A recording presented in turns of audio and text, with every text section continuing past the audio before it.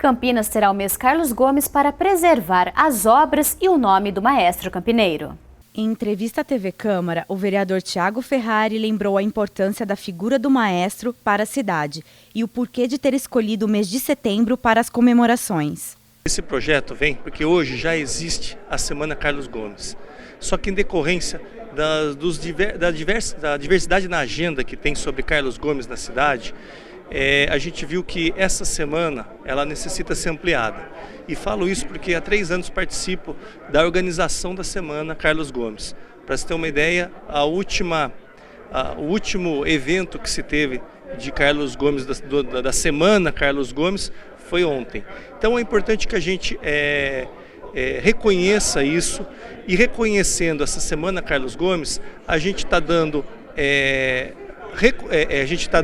subsídio para esses movimentos culturais que trabalham com a questão das obras de Carlos Gomes, com a história de Carlos Gomes, que eles possam ter maior amparo da prefeitura e que a prefeitura também tenha maior segurança para poder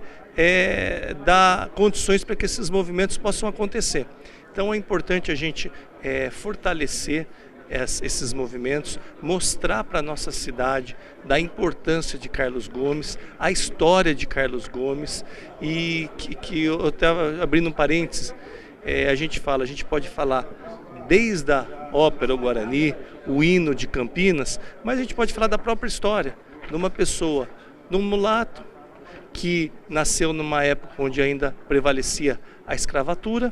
e mesmo assim ele, com todos esses preconceitos, com todas essas barreiras, ele conseguiu ser uma referência na ópera, que a ópera era a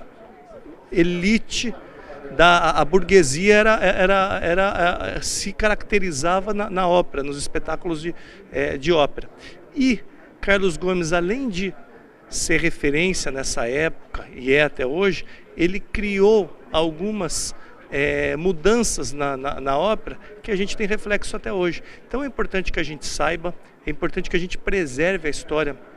de Carlos Gomes e mostrar que, conhecendo a nossa história, que as pessoas conheçam a história de Campinas, elas vão acabar se envolvendo mais. Eu acho que a gente precisa entender essa noção de nação que a gente tem, e uma coisa que Carlos Gomes teve, ele sempre reconheceu o Brasil como a casa dele, tanto que ele não se naturalizou, apesar dos vários convites para se naturalizar italiano, ele continuou brasileiro, voltou para o Brasil e morreu aqui no mês de setembro. Então é por isso que a gente vai